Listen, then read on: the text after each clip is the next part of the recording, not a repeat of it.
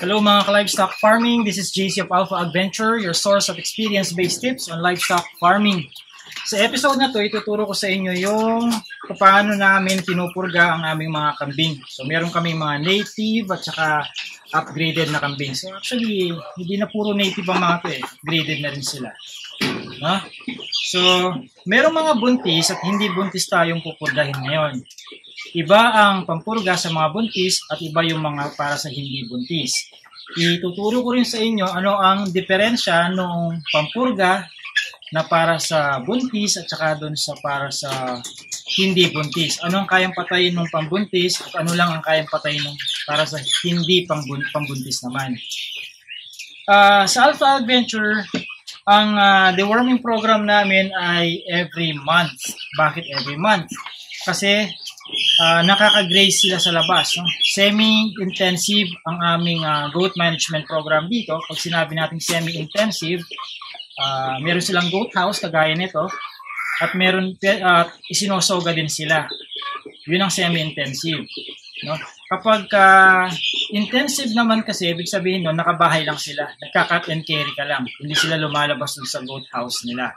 Sa amin kasi, sinusoga at pinapakain at the same time sa bahay nila. So yun ang trivia yun sa klase ng goat management. Sa ibang farm, maaaring marinig nyo sa kanila na hindi monthly ang pagpupurga nila. Kung pwedeng every other month, kung pwedeng quarterly. At yung iba naman baka naman hindi rin nagpupurga. Depende kasi yan sa deworming program ng nag-aalaga ng kambing. Pero hindi naman maganda yung hindi ka magpurga kasi whether you like it or not, magkakaroon ng bulate ang mga yan. Bakit? Sa kinakain nila. Lalo pat damo. Lalo na kung sinusoga mo ang mga kambing yung hindi pa tirik ang araw o kaya mayroon pang mga moist ang mga damo. Ang damo kasi, kapag basa-basa pa siya, kung mapapansin nyo may mga bilog-bilog siya sa dahon niya, pag nakain yun ng mga kambing, hindi pa natuyo hindi pa tirik ang araw, nakain yun ng mga kambing, dun ang sanhi ng pagkakaroon nila ng bulate. Hindi yung hamog ang dahilan ng pagkakabulate. Lilinawin ko lang yon. Baka isipin nyo yung hamog, yung tubig per se, ang nagpapabulate sa kanila. Yung laman ng hamog na yon. Kasi kung titingnan mo sa microscope, yung hamog na yon, yung bilog na tubig, pag tinignan mo sa microscope, meron siyang mga gumagalaw-galaw na bulate. Yun ang bulate, hindi yung hamog. So, linawin lang natin yan, no? Para alam din yung i-explain kapag may nagtanong sa inyo. Okay? Ano pa? Ito yung pang-deworm namin sa mga hindi buntis. Albenda. May tatlong pang-deworm kami dito. Yung albendazole, fenbendazole, at saka yung ivermectin. Doon tayo sa albendazole muna. Ito. Albendazole. Kita ba sa camera ko yan? Moran? Ayan. So, itong albendazole, para to sa mga hindi buntis. So, kailangan siguraduhin ninyo na ang bibigyan nyo lang nito ay yung mga hindi buntis. Kaya kailangan minomonitor nyo rin ang mga kambing ninyo kapag kung nasampahan na ba sila o hindi. Hindi kayo po pwedeng, mukha siyang hindi buntis. Mukhang buntis. Hindi pwedeng hula-hula. Baka mamaya matsyempo nyo, buntis pala binigyan nyo nito. Bakit? Ano magiging problema kapag yung buntis, binigyan mo ng albendazole? Pwedeng ikalaglag ng bata ng sanggol ngayon. Ayaw nating mangyari yun, dilugi ka. 5 buwan pa naman ang hinihintay bago manganak ang kambing. Kapag ka albendazole ang in-inject natin sa mga kambing, patay yung mga worm na nasa atay nila. Okay? Ang fenbendazole, ito, para to sa buntis. Okay? Para sa buntis to, fenbendazole. Ano ang pinakaiba nito dun sa albendazole? Itong fenbendazole, hindi niya kayang patayin yung bulating nasa atay ng kambing. So, iniiwasan yon dahil nga buntis siya. Okay? Yung ivermectin naman, so, itong dalawang to, ang parehas nilang kaya lang ay yung mga internal parasite, nasa loob. So, kung may mga puto-puto ang mga kambing mo, halimbawa, dahil lagi silang basa, marumi ang kanilang inaapakan, hinihigaan, o kaya Basically, marumi sila. Marumi ang paligid. May kuto sila. Hindi kayang patayin ng dalawang to yung external na kung merong external parasite ang kambing nyo, ivermectin ang gamitin. Pero yung ivermectin, hindi siya pwede sa buntis na kambing.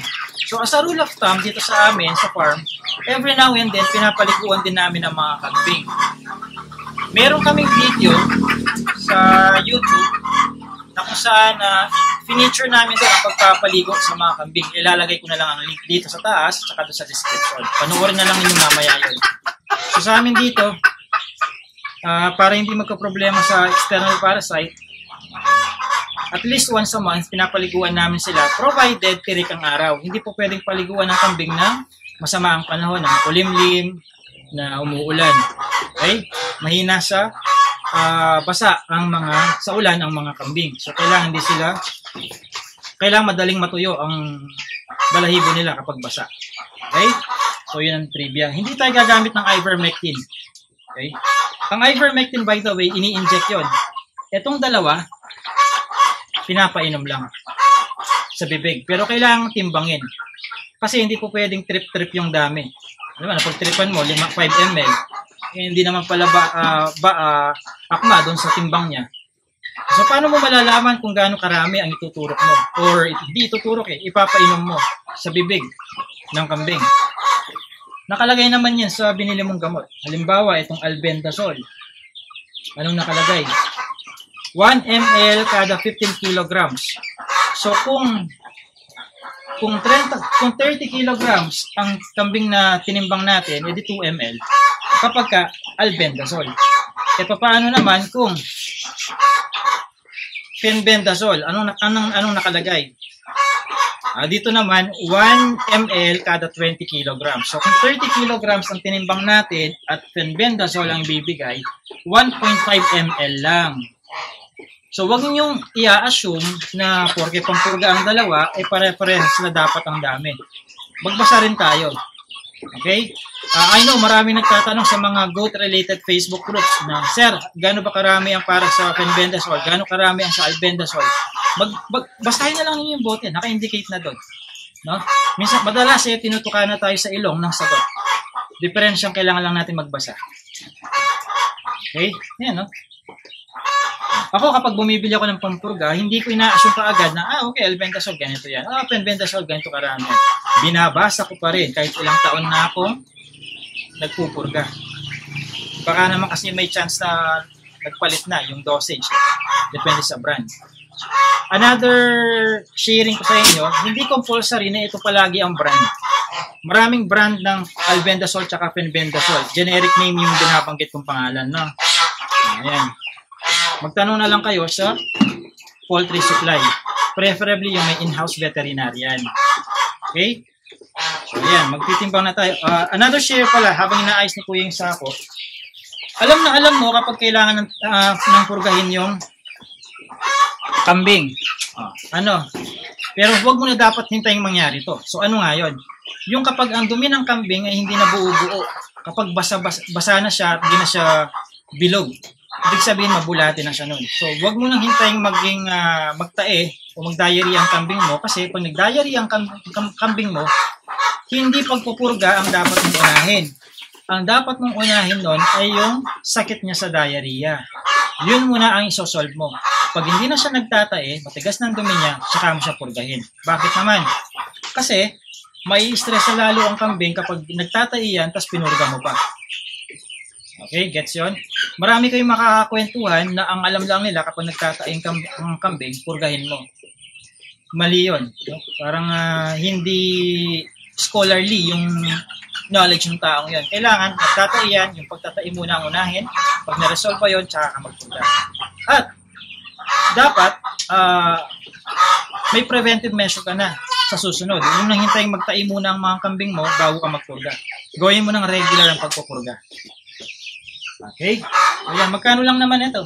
Nakalimutan ko na eksakong presyo, pero mas malulugi ka kapag namatayan ka ng kambing dahil sa bulate o pagtatae kaysa dun sa nangihinayang ka sa presyo ng pampurga. Okay? Ayan. Tinitingnan ko lang ang expiration. So, isa pa yon. Kailangan tingnan natin ang expiration date. 2022. Para 2022. Huwag baliktad, ano? Hindi yung kung kailan mo siya napainom, tsaka mo check kung expired na o hindi. Kahit na anong gawing piga, sa lalamunan siya ng kambing mo, hindi nalalabas yun. Okay.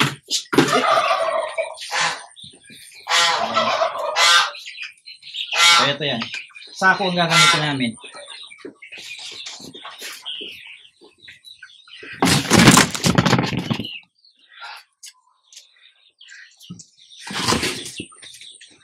Medyo malikot ang mga kambing yan, nagsusungay-sungayan. Unahin natin itong puti ko.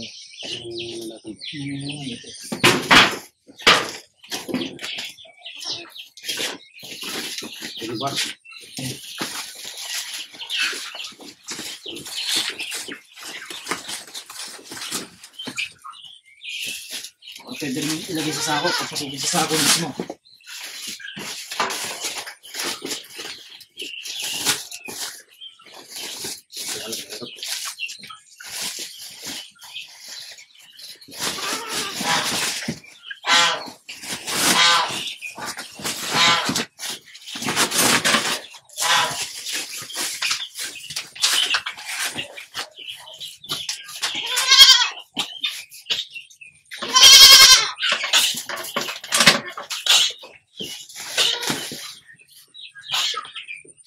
So, nasa 16 kilograms.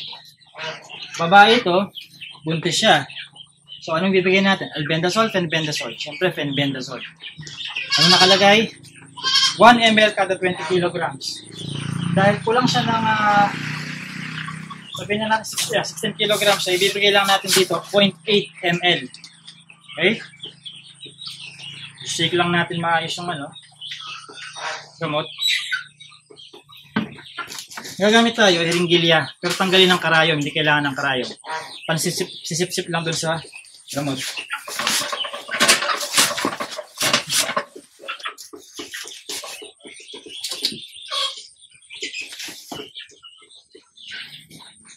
Make sure hindi sobra, no? Hindi to vitamins na kahit sumobra eh okay.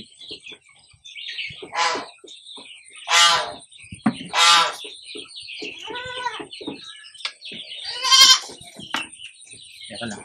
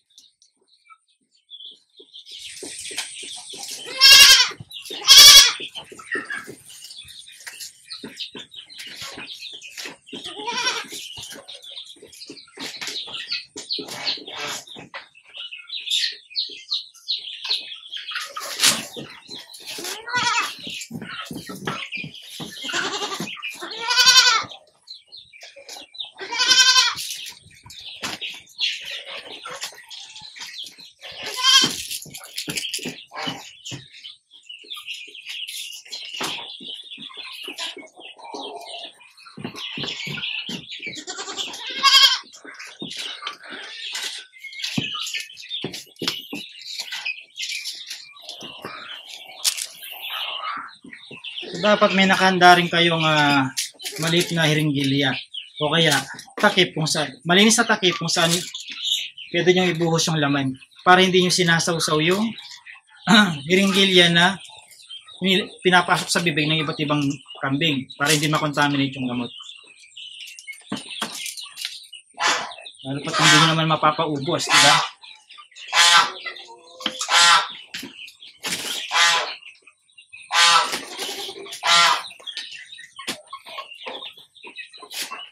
Dapat sinishake well nyo muna.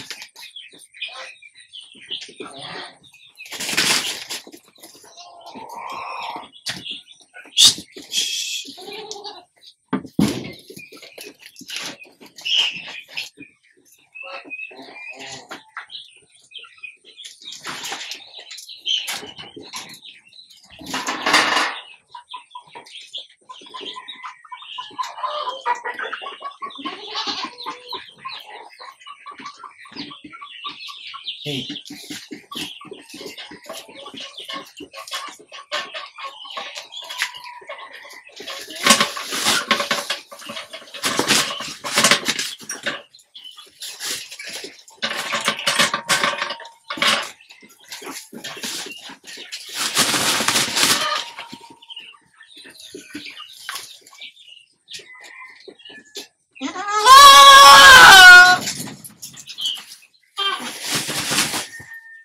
So, huwag kayong matatakot na ibuka yung bibig ng kambing.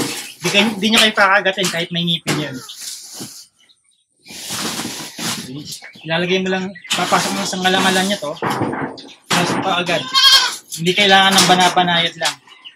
Pwede mong biglayin ka agad basta pumasok sa ngalangalan niya to. So, next natin yan.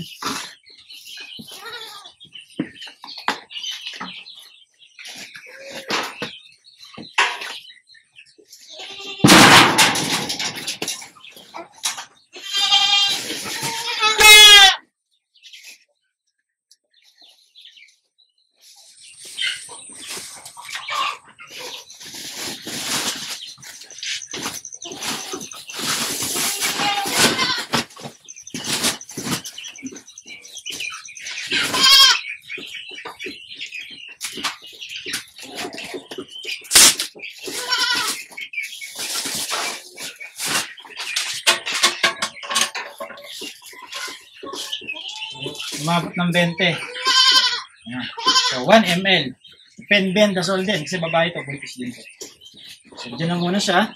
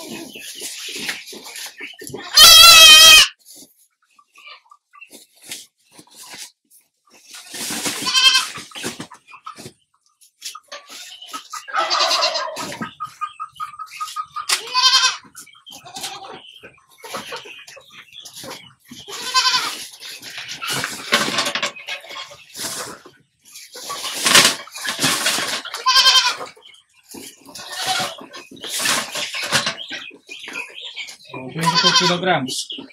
Dahil babae yan, ibigyan natin siya ng 1.1.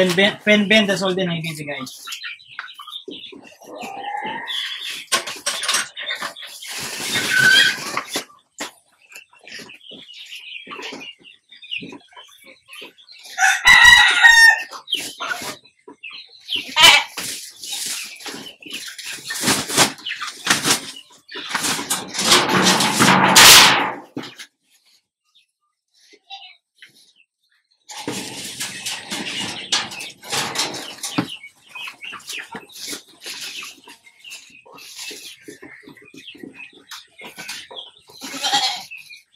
Mukhang babae ng mga nagsisigling buntis.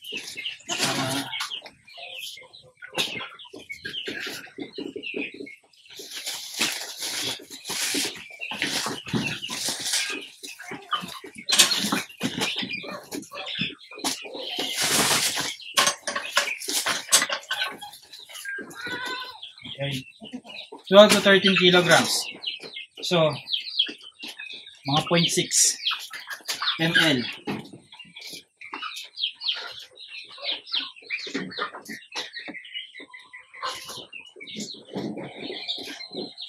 Babae din kasi ito, penbendazole.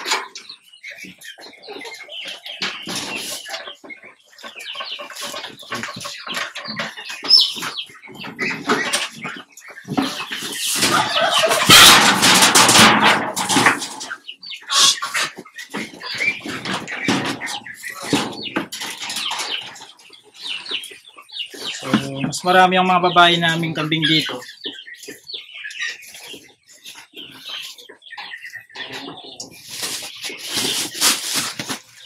Kaya inuuna namin yung mga fenbendazole.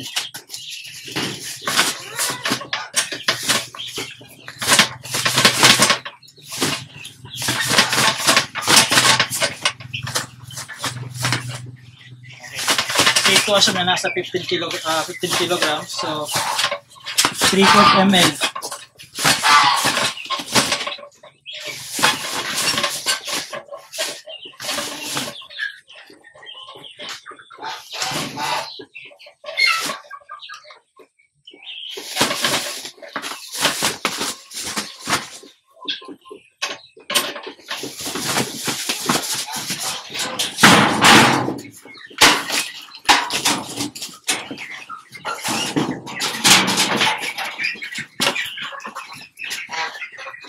Hindi mo binigyan ko yan.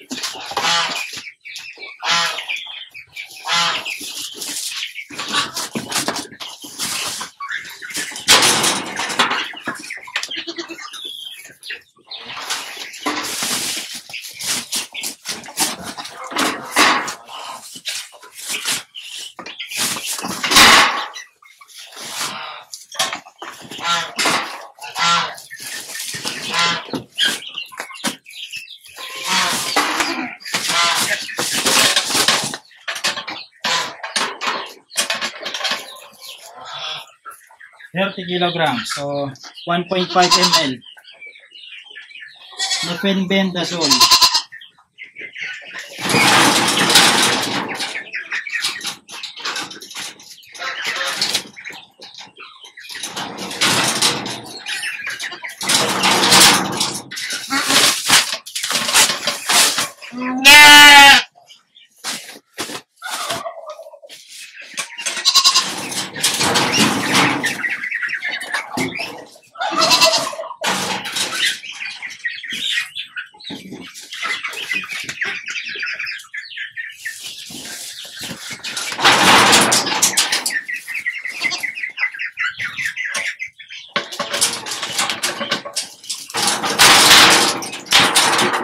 Kilograms, so kalahating 0.5 ml yan.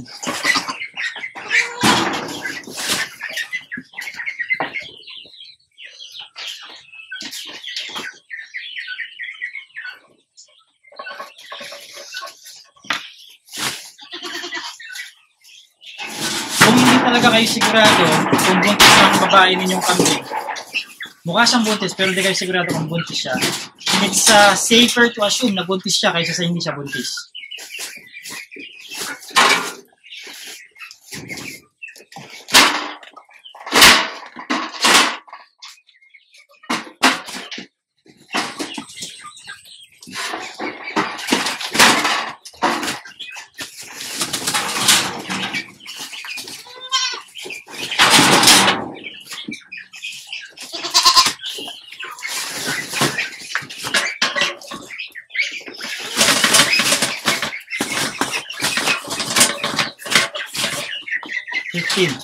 So, 0.75 ml.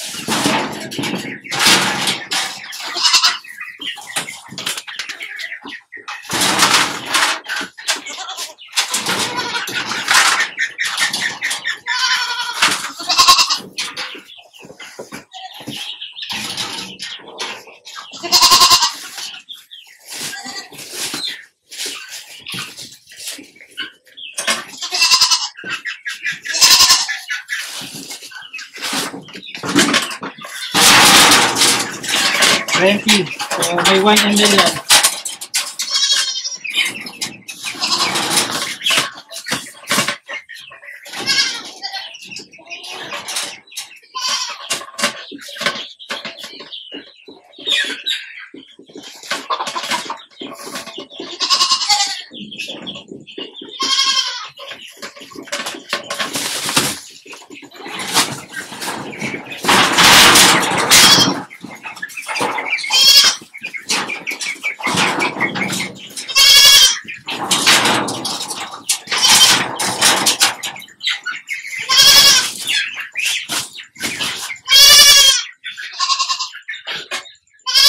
maganda may kasama kayo kapag nagpupurgang gabi. Pero nasubukan ko na dati ako mag-isa. Siyempre, matagal. Siyempre, ikaw na nagdi-discuss, ikaw na nag-inject, ikaw pa nagtitimbang.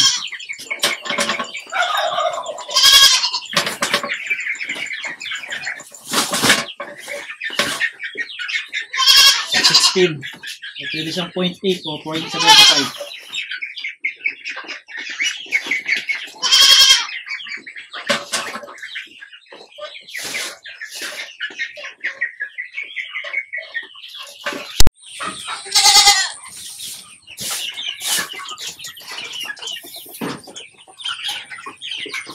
So yun, mga livestock farming, nakat tayo kasi napuno yung disk space ng ating cellphone. So basically, nabanggit ko naman all throughout sa video yung mga do's and don'ts. Siguro may idadagdag na lang ako. Bago ninyo purgahin ang inyong mga kambing, huwag nyo muna silang pakainin or painumin. No? So maganda magpurga sa umaga. Sa umaga, huwag sa tanghaling tapat, huwag sa hapon. Ano ang explanation doon? Bakit? Kasi parang mas nai-stress sa observation namin, mas nai-stress ang alaga kapag medyo alanganing oras na ng araw kung kailan ka nagpupurga. So, mas maganda yung sa umaga. Also, kapag gumagamit ka ng ganitong timbangan, make sure calibrated. Kung meron kang dumbbell sa bahay, timbangin mo siya. Usually yung dumbbell, doon sa side niya, nakalagay kung ilang pounds yun. So, i-convert mo na lang into kilograms. 1 kilo is equal to 2.2 pounds. So, kapag tama ang titik niya dito, calibrated ang timbangan mo. Kung hindi naman, ipagawa mo, or ayusin mo kung alam mo ayusin, or ipagawa mo doon sa mga nakakaalam paano mag-ayos yung timbangan nyo. Lalo pa kung analog siya, hindi siya digital. No? So, ano pa? After mo silang purgahin, huwag mo munang painumin at kakainin ka agad din. Magpalipas ka na muna ng 2 hanggang sa 4 na oras para mas mag-take effect sa intestine nila yung dewormer na ibinigay. At kung may mga tira-tira ka, halimbawa sa takip kanina, na ginamit natin, kasi sa takip ko nilagay, ayoko isausaw yung hiringgilya doon sa container, makakontaminate. Siyempre, galing na sa bibig ng mga kambing yun yung hiringgilya sa container. Kung sakaling may sobra kang ganyan, wag kang manghihinayang na baka isipin mo ganito uy, sayang naman yan kung itatapon ko. Last kambing na lang to. Painom ko na lang lahat. Huwag mong panghinayangan yon. Pag na-overdose ang kambing mo sa dewormer, lalo pa itong buntis yan, baka mamatay na yung anak, mamatay pa yung nanay niya. Okay? So, huwag kang manghinayang. Kaya kailangan tansahin ng maigi yung ibubuhos mo sa takip kung saan doon sisip-sip yung hiringgilya na gagamitin. Yung syringe, no? Kung may sobra man, maghukay ka and then doon may tapon. Huwag mo lang ibuhos sa daan na ganyan. Maghukay ka, tapon mo doon yung dewormer. Bakit? Anong explanation doon? Kasi baka may mga iba kang alaga dyan. Iba kami, manok, pabo, bibe, ano pa, gansa, etc. Madilaan nila yan. Baka may masamang mangyari sa kanila. Hindi naman made for chickens to eh. Para sa kambing to eh. Para sa mga ruminants. Small and large ruminants. So, okay? So, same thing dun sa penbendazole kanina. Maghukay. Dun itatapon.